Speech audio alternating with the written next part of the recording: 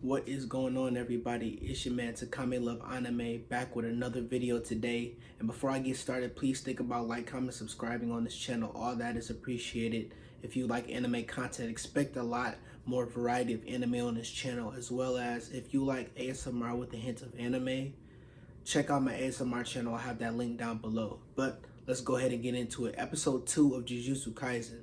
As I always say, and I said in the first episode, beautiful animation. Mappa kills it. I gotta give my love to them because they just are always on the road with the intro and the outro. But now let's go great moments in this episode.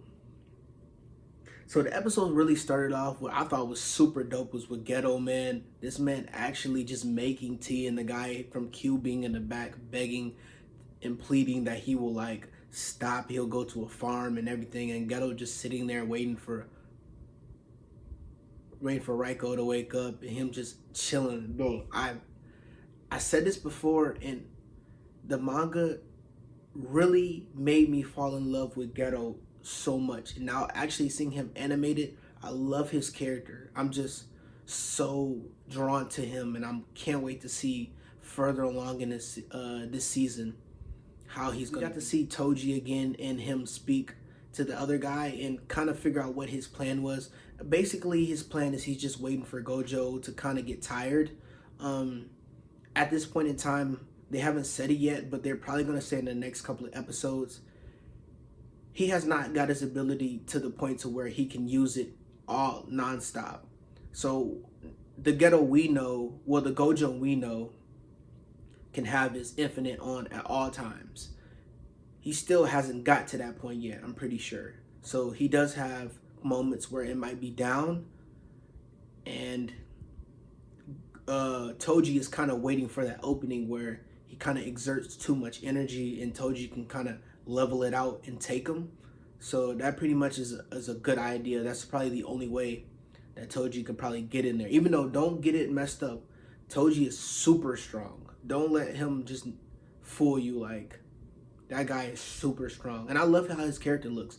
I didn't expect him to look this nice when he got animated, but I'm glad that they did him justice because Toji is just one of those super cool characters that is just needs his love. He reminds me of Yuta. Yuta is kind of in the same way, but we have not got to Yuta yet. He's my favorite Jujutsu Kaisen character. You will know about him if you've seen Jujutsu Kaisen 0, pretty much in there, or you read the manga, so you'll be familiar with him. But Yuta is my favorite character, and now seeing Toji is also up there for me, but I just love his aesthetic and love the way he had them saying Shoko being able to use reverse curse energy and as a technique. So that's just a hint, I think, going further on into this season. We have not been, as I recall of, we haven't been introduced to anybody that can use reverse curse energy technique just yet. So at this point in time, that's pretty good because for her, I definitely think that team right there between Gojo and Geto and then Shoko now being able to do that, that's a super dynamic team. That team is so strong. Them just all being second grade sorcerers, insane. I think at this point, I'm not sure if Gojo as of right now is a special grade. He might just be a first grade. I'm pretty sure he might be higher than them, or they might all be second grades. If you know, let me know down below. Yeah, Gojo and Geto kind of having to just look after Reiko while she's at school. I kind of don't get where Tengen's going with this. I get that maybe he can't be close to the body at this point in time just because the time limit hasn't got to that point just yet. But having her at school, guess makes sense, and it doesn't. But they can't be naive and not know that there's a bounty on her. Like, you got to get them to merge sooner or later. So you should be making your way there. I mean, of course they think Geto and Gojo probably has it, but they can't be that naive to the aspect of it. You don't want to take that chance, especially every 500 years. You just gotta get that out the way. I remember in the manga, the bounty being 250,000. That's a lot of money, man. So it makes sense why there's a lot of heads trying to get to her with that type of money being up there. Like, they only have a certain amount of time. So from the point that the episode was happening the day after at 11 a.m., that's when the deadline cuts off. So they don't get her dead or alive, the bounty is over with. They didn't really specify where the old man was he in the Star Religion group, or was he in Q? He definitely wasn't in Q because he didn't have the outfit on, but I think he was Star Religion. So who knows? But with that guy, man, I knew from the get-go. I was like, he took Geto for a fool to think that he could take him with curse manipulation straight up and then think that he wouldn't be able to get in there and be able to fight him somehow. He thought he was going to be able to get in there and fight him. Dude, these people are elite. He has to know. But I kind of get what he might think. A lot of sorcerers, especially that has curse manipulation, they kind of have loopholes. They aren't the best with hand-to-hand, but hey, Goto's an exception. He was not having it. And the fact that he beat this man so fast that his life flashed before his eyes is crazy.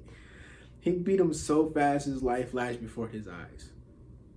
This is what I'm saying about Geto. This character is extremely crazy. I hope he gets his flowers, and I hope people really speak about him and actually push this character, because some of the stuff that he utters out later on in the series, and as of right now when he said that Jujutsu sorcerers are having to protect the citizens even though they don't appreciate them and they don't know, I don't totally disagree. I get that it is also you have a gift that's your job, but at the same time, have your job, because nobody wants to do a job and be unappreciative of it.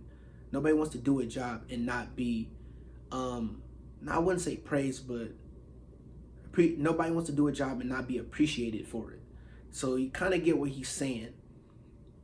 But I'm definitely, the fact that he beat that man and his life flashed before his eyes is something insane. He really thought he had a chance, but I don't blame him. Same thing with the other guys. Just the fact that this man had the ability to clone himself and be able to switch his bodies. So if one body got hurt, the other one didn't get hurt, is a fantastic technique. I think that's the first time I've ever seen that technique before.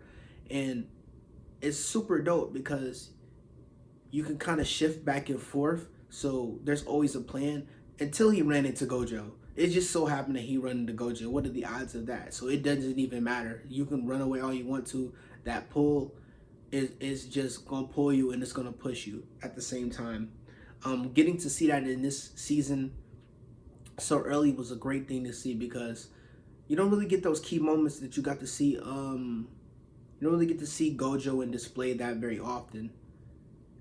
And I feel like there's going to be a lot of that based off just the manga. So it's good to actually see him right away demonstrate that. And we got to see our first look at Red in this season. It looked super dope as well. But of course he didn't use it. They're not going to just... It's episode 2. They're not going to just let us come out here and just get spoiled right away and let us get all of it. So they teased us with it, which I'm not mad at all. I was definitely excited to see that. I thought that Raiko's maid, Kuro, actually had them things, bro. With that broom, she was super impressive out there. She was definitely a lot better than I expected her to be. So I have to give her credit for that. And we got to see Raiko answer her phone, and we got to see Kuro get kidnapped. So like I said, I give her credit. I'm not going to take the credit back because it slipped my mind who's kidnapped her since I read the manga, but I guarantee you, I think it's Toji, but there's no way she was getting out of that. So it just so happened to happen. Or maybe it's Geto. We'll see. But I'm just so fascinated, and I enjoy this series so much just because being able to get back into the flow of Jujutsu Kaisen and us step away from the Fushi girls, the Kugisakis, and Yujis, and being able to see where things started years prior, even past Maki, Panda, Inumaki, like just being able to see the core people is something that I've been waiting for a very long time. I'm not gonna lie to you, I didn't anticipate this season starting off this good and being this great. The first 2 episodes are amazing. Mappa's been killing it. Like I said, the intros and outros are always fire. Like just through and through the series, and the maybe we call it OST, the soundtrack in the back for each scene, phenomenal. Like this is definitely gonna be nominated for up there for sure. This is gonna be nominated. And Jujutsu Kaisen is just coming with heat, right? Let me know what y'all thought about episode 2, as well as check out episode 1 and let me know what you thought about that video. We'll really appreciate it. But I'll see you back in episode 3. It's been your man Takame Love Anime, and I'm out of here. Y'all take care.